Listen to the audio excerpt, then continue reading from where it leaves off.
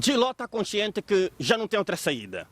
Giló está consciente que este pleito é o último seu, do ponto de vista constitucional, e ele quer sair bem na fita. Ele quer brilhar. Mas para isso ele vai ter que fazer muita ginástica para poder, primeiro, refortalecer as suas bases, porque nós vimos os resultados, a maioria esmagadora, quase, dos seus militantes votaram em abstenção e alguns em sentido contrário. Giló tem ciência de que o primeiro mandato foi para ele quase que uma espécie de um luto político partidário. Como é que avalias essa oitava conferência extraordinária que o MPLA está a realizar, que é a substituição do secretário provincial do MPLA aqui em Luanda? É um indicador de que o MPLA está a correr com o tempo e tem plena certeza de que os resultados eleitorais que obteve no decurso das eleições de 2022, que decorreu agora em agosto, foram desastrosos. Portanto, é preciso agora gizar uma nova visão política de tentar, redinamizar, para revitalizar o quadro da situação sociopolítica, a nível, sobretudo, da capital político, que é Luanda, onde teve desastrosamente uma maior perca de assentos parlamentares. É só ver que esta indigitação agora do atual governador da província de Luanda, nas vestes de primeiro secretário do MPLA, que decorre no âmbito da 13ª Conferência extraordinária a nível da província de Luanda, que pode computar um leque de quase 2 milhões de delegados que levaram com que ele fosse, obviamente, eleito, para os devidos efeitos de que se preconiza o MPLA, do ponto de vista concorrencial, atingir a nível, sobretudo, da capital de Luanda, demonstra um ato, primeiro, de desespero e um cartão vermelho contra o ex-secretário provincial do MPLA em Luanda. Com isso, quero dizer que ao mais velho Bento Bento lhe foi dado categoricamente um cartão vermelho. Quer dizer, reprovou-se categoricamente aquilo que foi a sua demarcha, a sua incursão político-eleitoral a nível da capital. E é preciso perceber que o MPLA hoje está a correr não só com o tempo, mas também tem ciência de que, se não inverter com o máximo de ligeiridade o processo, obviamente que nos próximos pleitos vai decambar-se de forma desastrosa. Acredito que quer montar uma nova estratégia de filosofia política para reanimar os seus eleitores, os seus militantes e reconquistar aquilo que é o voto de confiança eleitoral por parte da comunidade em geral, da sociedade política em geral. Não sei se vai a tempo, não sei, porque nós estamos a falar de um governador de Luanda que agora vai responder com a qualidade de também primeiro secretário provincial de Luanda pelo MPLA, que foi o ex-ministro da Comunicação Social. E se nós vermos bem, a bom rigor e com todo o respeito, sem qualquer reserva interpessoal, o atual governador de Luanda, na veste de ministro da Comunicação Social, foi o principal cacanhal de alqueires para poder agir com redistribuição equitativa aos espaços de antena de que todos os partidos, por maioria de razão, tinham que ter a nível dos órgãos de comunicação social público. Não fê-lo, foi nas vestes do seu ploido que a oposição lacrimejava dia e noite, sussurrava dia e noite, a clamar por uma justiça do ponto de vista institucional, político, social, justa, equitativa, equilibrada. Não houve isso. Como é que agora este mais velho, é este nosso ilustre compatriota, Manuel Homem, que não foi com devida vénia homem suficiente para poder meter os traços nos is, para pelo menos resguardar e salvaguardar a sua boa imagem no âmbito do processo que tem a ver com a redistribuição dos tempos de antena a nível de todo o processo eleitoral. Quer antes eleitoral, quer pós-eleitoral, nós vimos uma comunicação social totalmente desastrosa. Coisa que num Estado democrático, que se preze democrático e de direito, não acontece. Talvez em Angola, onde na forma, do ponto de vista norma constitucional, o regime constitucional é democrático, mas na prática talvez seja qualquer outra espécie de regime político que vigora a nível do universo. Se calhar a ditadura, se calhar autocrático, se calhar tirano, se calhar totalitário, se calhar monárquico, mas o democrático obedece os comandos dos princípios estruturantes que norteiam os Estados dentro deste regime. Giló está consciente que já não tem outra saída. Giló está consciente que este pleito é o último seu, do ponto de vista constitucional, e ele quer sair bem na fita, ele quer brilhar. Mas para isso ele vai ter que fazer muita ginástica para poder, primeiro, refortalecer as suas bases, porque nós vimos os resultados, a maioria esmagadora, quase, dos seus militantes votaram em abstenção e alguns em sentido contrário.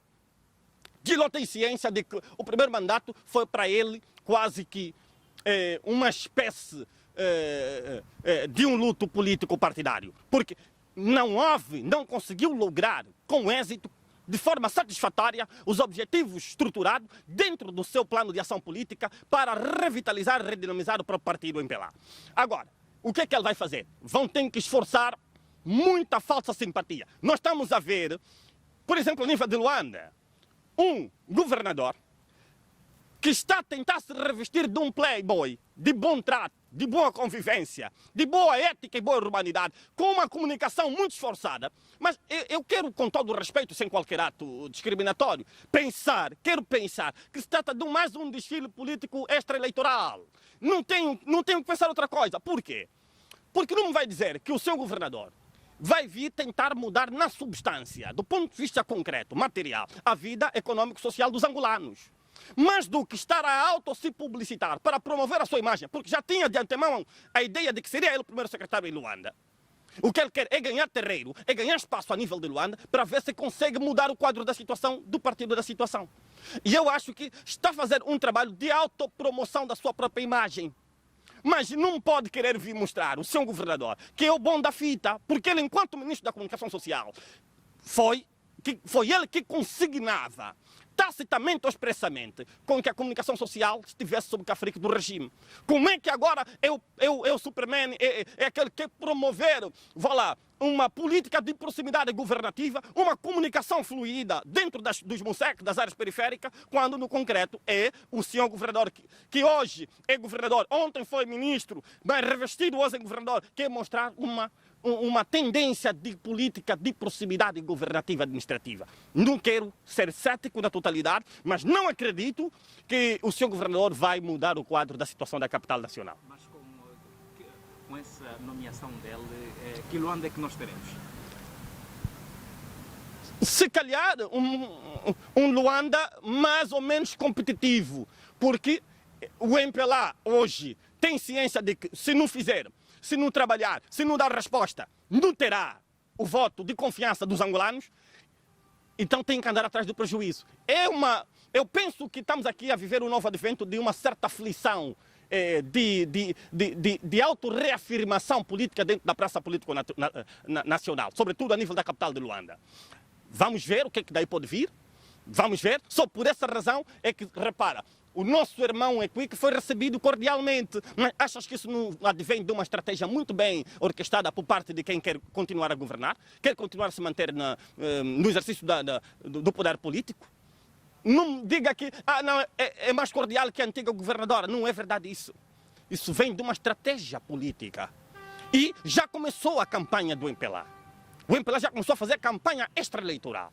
E já começou a trabalhar, porque quem passou pelo fio vermelho, da linha vermelha, para estar na iminência de ter perdido as eleições e não quer se emendar, obviamente que não sei se vai poder depois abrir o Monte Xandó e bater palma e cantar em Gaçaquidila, porque o combate, ou seja, o pleito está muito competitivo. Não se tira um pano novo para emendar junto de um pano velho.